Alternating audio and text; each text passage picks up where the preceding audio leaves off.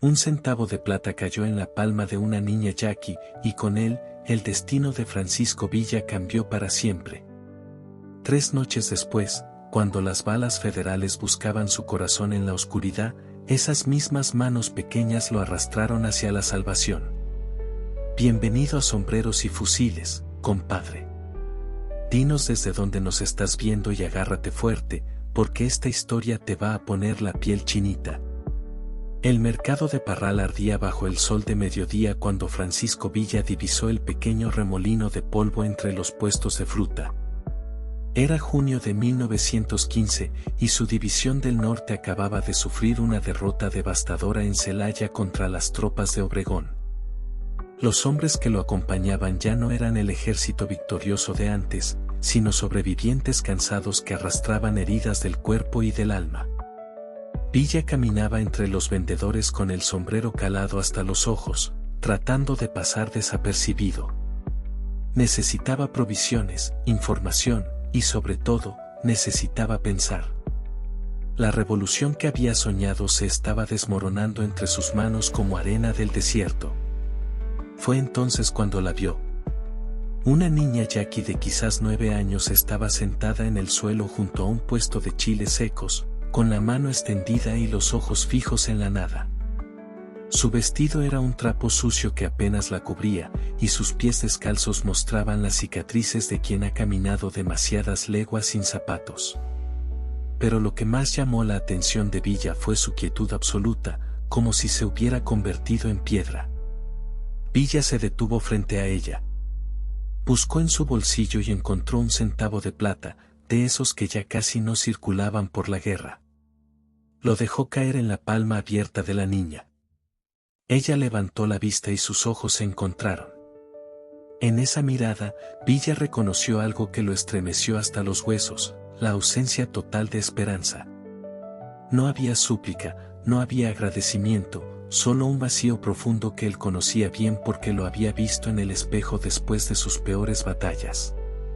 La niña cerró la mano sobre la moneda, se puso de pie sin decir palabra, y desapareció entre la multitud del mercado como un fantasma. ¿La conoce, mi general?, preguntó Felipe Ángeles, que había presenciado la escena. No, respondió Villa sin dejar de mirar hacia donde la niña había desaparecido. Pero he visto esos ojos antes. En Durango, cuando era chamaco. Son los ojos de quien ha perdido todo. Esa noche, Villa y sus hombres se refugiaron en un rancho abandonado a las afueras de Parral. El dueño había huido cuando llegaron los federales meses atrás, dejando solo paredes de adobe que se desmoronaban lentamente y un corral vacío donde el viento silbaba canciones tristes. Mientras preparaban un fuego miserable con lo poco que tenían, llegaron visitantes inesperados. 3 campesinos de los ranchos cercanos, con sombreros en las manos y esa humildad desesperada de quien ya no tiene nada que perder. General Villa, dijo el más viejo, un hombre flaco como raíz de mezquite. Necesitamos hablar con usted. Villa sirvió lo poco de mezcal que le quedaba y esperó. Sabía que las palabras más importantes siempre venían después del primer trago. Es el coronel Esteban Mondragón, continuó el campesino. Antes era de los nuestros, luchó con Madero en los primeros días. Pero cuando Huerta dio el golpe, Mondragón cambió de bando. Ahora tiene grado militar y protección directa de los carrancistas. ¿Y qué hace ese hijo de la chingada?, preguntó Tomás Urbina, limpiando su pistola. El campesino tragó saliva.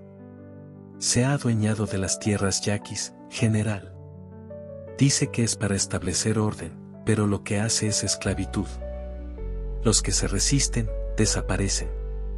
Los niños los vende al otro lado de la frontera para trabajar en las minas de Arizona. Villa sintió que la sangre se le helaba. ¿Niños? Mi sobrina, intervino otro campesino, más joven, con la voz quebrándose. Tenía 7 años cuando se la llevaron hace 2 meses. Dijeron que iba a un orfanato en Hermosillo, pero todos sabemos que eso es mentira. Nadie regresa de donde Mondragón los manda. El silencio que siguió fue más pesado que el plomo. Villa conocía ese silencio, el que se forma alrededor de las verdades tan dolorosas que apenas pueden pronunciarse. ¿Dónde está ese cabrón?, preguntó Villa con voz tan baja que apenas se escuchó sobre el crepitar del fuego. Ese es el problema, mi general. Se mueve constantemente. Tiene 3 campamentos diferentes y nunca duerme 2 noches en el mismo lugar. Pero hay rumores de que estará en la hacienda de los Álamos dentro de 3 días. Va a inspeccionar un nuevo cargamento de niños que van para el norte. Villa cerró los ojos. Cuando los abrió, había en ellos esa determinación fría que sus enemigos habían aprendido a temer. Esa noche durmió mal, soñando con niños que desaparecían en trenes que nunca llegaban a ninguna parte. El amanecer lo encontró ya despierto, trazando planes en la tierra con una rama. Felipe Ángeles se acercó con 2 tazas de café aguado. ¿Va a ir tras Mondragón?, preguntó. ¿Tú qué harías? Ángeles suspiró. Lo mismo que usted, aunque nos cueste la vida. Pero debemos ser cuidadosos. Mondragón no es tonto. Si sabe que vamos por él, preparará una trampa. Villa asintió. Por eso vamos a mandar primero exploradores. Fierro, tú y Martín López van a la hacienda de los Álamos. Pero con cuidado, como si fueran a confesarse. Los 2 hombres partieron al amanecer. Villa se quedó con el resto, apenas 15 dorados que eran todo lo que le quedaba de su gran ejército. Fue entonces cuando ella apareció de nuevo. La niña Jackie caminó directamente hacia el campamento como si hubiera estado esperando el momento exacto.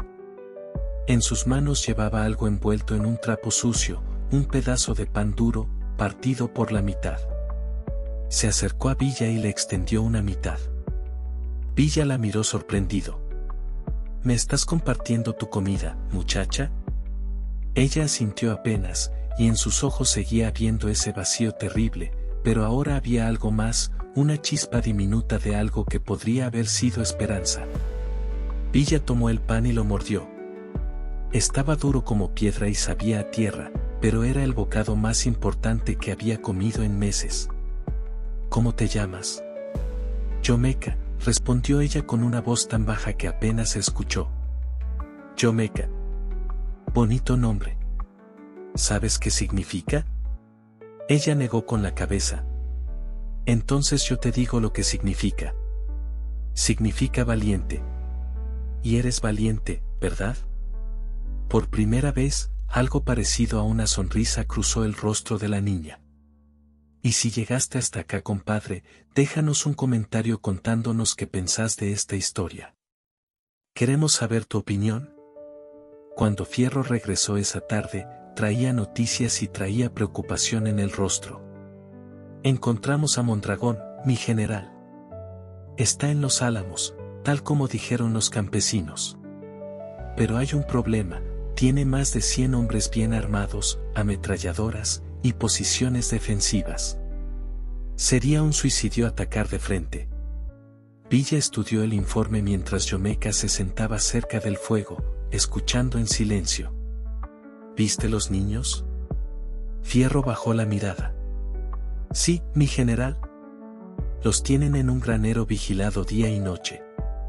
Calculo que serán unos 20, tal vez más. Los van a mover pasado mañana en carretas hacia la frontera.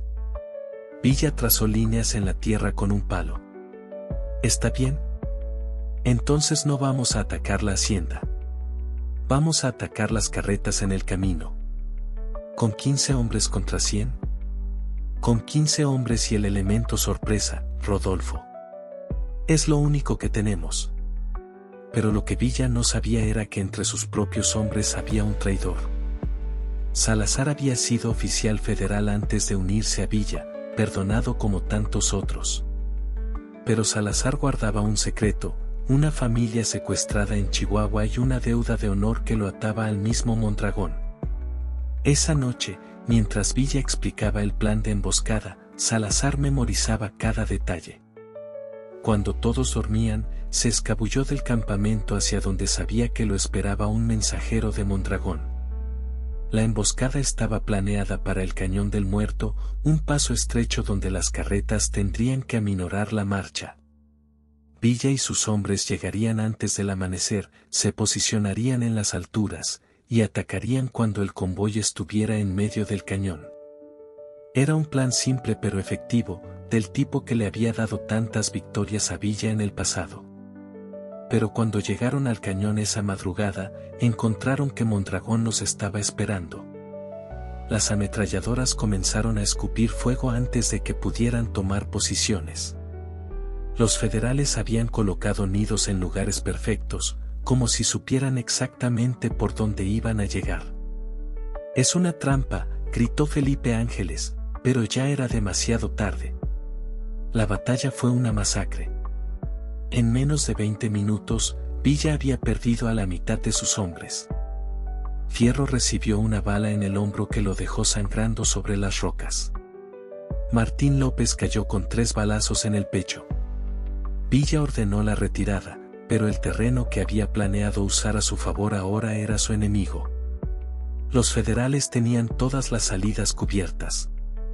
Fue durante la huida caótica que Villa intentó rescatar a un muchacho herido. Cabalgó directo hacia las líneas enemigas, zigzagueando entre las balas, y logró cargar al joven en su montura. Pero al dar la vuelta, una bala federal atravesó su costado izquierdo y otra mató a su caballo de un disparo. Villa rodó por el suelo pedregoso, perdiendo su rifle y su pistola, sintiendo como la sangre le empapaba la camisa. El muchacho que había intentado salvar ya estaba muerto. Con el costado sangrando y sin caballo, Villa se arrastró hacia unas rocas mientras los gritos de Mondragón resonaban en el cañón. «Ahí está el famoso Pancho Villa. ¡Tráiganmelo!». Villa logró alejarse arrastrándose, usando cada sombra, cada piedra. Cuando finalmente se puso de pie, estaba solo, herido, sin armas, en territorio enemigo. Caminó durante horas, cojeando, guiándose por el sol. La sed lo atormentaba, la herida le punzaba como hierro caliente, la fiebre comenzaba a nublarle la vista. Cuando creyó que ya no podría dar un paso más, la vio. Yomeca apareció entre las rocas sin hacer ruido, como si fuera parte del desierto mismo. No dijo nada, solo se acercó, pasó su pequeño brazo alrededor de su cintura, y comenzó a guiarlo por senderos que Villa jamás habría encontrado. Caminaron en silencio mientras el sol se ocultaba. Villa se dejó guiar por esa niña misteriosa que parecía conocer cada piedra, cada sombra del desierto. Cuando finalmente se desplomó inconsciente, lo último que sintió fueron esas manos pequeñas que lo arrastraban hacia la seguridad. Villa despertó en la oscuridad con el cuerpo ardiendo de fiebre. Al principio creyó que estaba muerto, pero el dolor en su costado le confirmó que seguía vivo. Poco a poco distinguió que estaba en una cueva. Una mujer se acercó, tan vieja que parecía hecha de la misma piedra. «Soy Nakori», dijo en español mezclado con yaqui. «Esta es la cueva sagrada de mi pueblo. Aquí está seguro». Villa bebió el agua que le ofrecía como si fuera vida pura. «¿Dónde está Yomeca?» «Afuera, montando guardia. Esa niña te trajo aquí cargándote medio camino. Tiene la fuerza de 10 guerreros». Durante los siguientes días, Villa flotó entre la conciencia y el delirio. Nakori lo cuidaba con hierbas que olían a copal. 2 guerreros yaquis montaban guardia en la entrada. En sus momentos de lucidez, Villa escuchaba las historias sobre Mondragón que eran peores de lo que había imaginado. «Ese hombre es un demonio», le explicó Nakori. «No solo vende a los niños.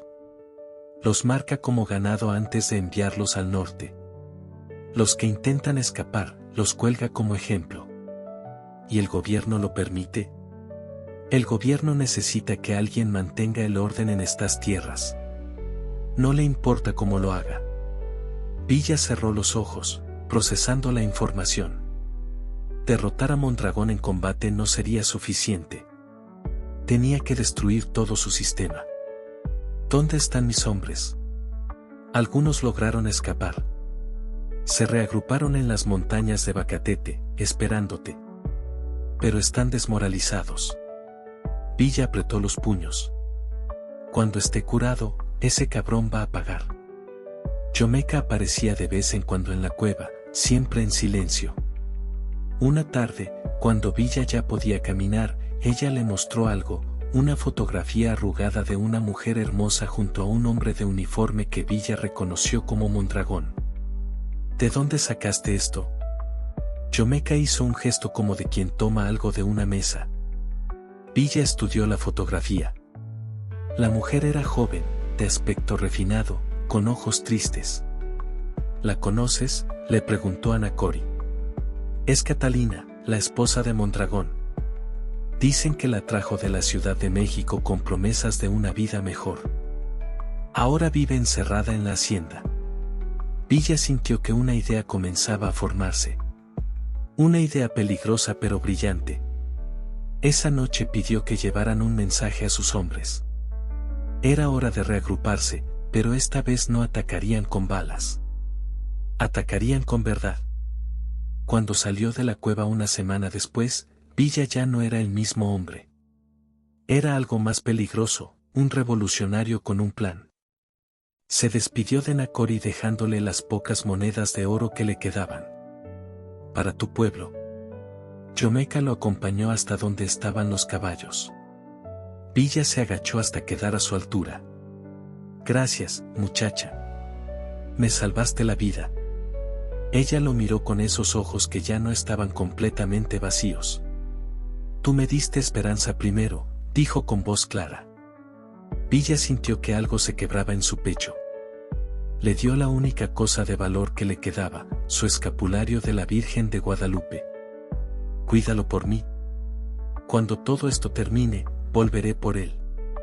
El reencuentro con sus hombres fue tenso. Solo quedaban 8 de los 15 originales. Felipe Ángeles había sobrevivido milagrosamente, pero Fierro seguía con el brazo inutilizado. ¿Cómo nos encontró Mondragón?, preguntó Urbina. Villa miró a cada uno de sus hombres hasta que sus ojos se posaron en Salazar, que no podía sostenerle la mirada. Porque alguien le avisó. Salazar palideció. Mi general, yo. Cállate. Sé lo de tu familia. Sé lo que Mondragón tiene sobre ti. Y sé que estás arrepentido porque si no, ya estarías muerto. Salazar cayó de rodillas. Mi esposa, mis hijos, los tiene en Chihuahua. Dijo que los mataría si no le pasaba información. Villa guardó silencio largo rato. Finalmente habló. Tu familia va a ser parte del plan. Les explicó su estrategia. En lugar de atacar a Mondragón directamente, iban a usar la verdad como arma. Salazar volvería con Mondragón, pero esta vez como agente doble real. Le pasaría información falsa mientras Villa trabajaba desde las sombras. La clave estaba en Catalina, la esposa de Mondragón. Villa la contactó a través de Yomeca, que podía moverse por la hacienda sin ser vista como lo que era, una niña invisible para los poderosos.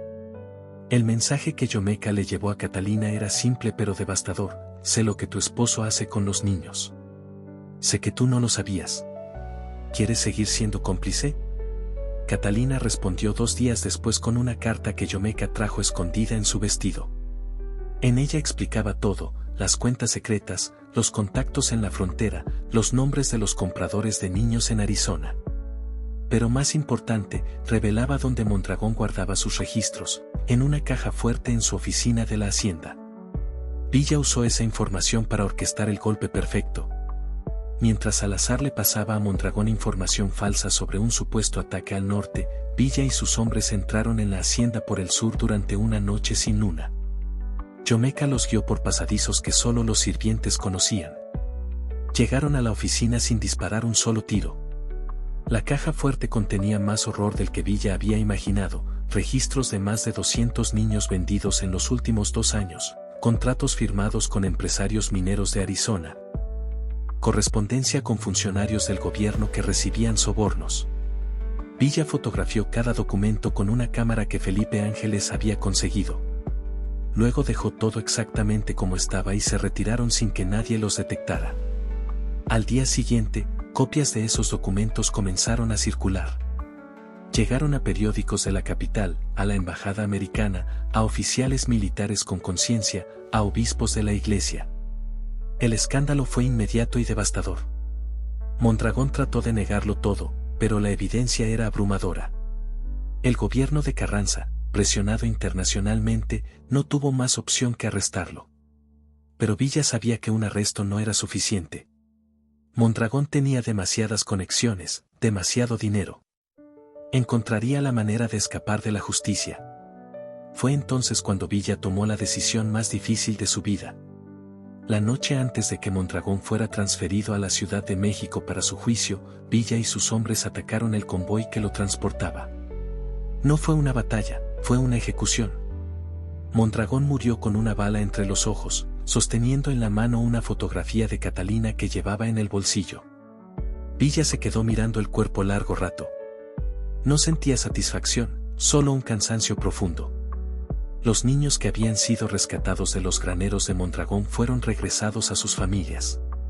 Algunos nunca recuperaron del todo lo que habían perdido, pero al menos tenían una oportunidad de sanar. Catalina regresó a la Ciudad de México, llevándose consigo las cicatrices de lo que había descubierto sobre el hombre con quien se había casado. Y Yomeca. Yomeca se quedó con los yaquis, que la recibieron como a una heroína. Pero cada tanto visitaba los campamentos revolucionarios, siempre silenciosa, siempre observando. Una tarde, meses después, Villa la encontró sentada bajo un árbol, sosteniendo el escapulario que él le había dado. ¿Lo cuidaste bien?, preguntó Villa. Ella asintió y se lo devolvió. Ahora ya no lo necesito. ¿Por qué? Porque aprendí que la esperanza no viene de afuera. Viene de aquí adentro. Villa sonrió y se colgó de nuevo el escapulario. Eres más sabia que muchos viejos que conozco, muchacha. Se quedaron en silencio mirando el atardecer sobre el desierto de Chihuahua. La historia se contó durante generaciones, pasando de voz en voz. Los detalles cambiaron con el tiempo, pero una cosa siempre se mantuvo, la convicción de que un pequeño acto de bondad puede cambiar el mundo. Dicen que en las noches sin luna, cuando el viento sopla desde las montañas, todavía se puede escuchar el eco de los cascos del caballo de Villa cruzando el desierto. Y los viejos que conocieron esos tiempos aseguran que si uno escucha con el corazón, también puede oír la risa de una niña yaqui que aprendió que la esperanza es más fuerte que la desesperación. Y que compartir un pedazo de pan puede ser el principio de una revolución. Así es México, compadre.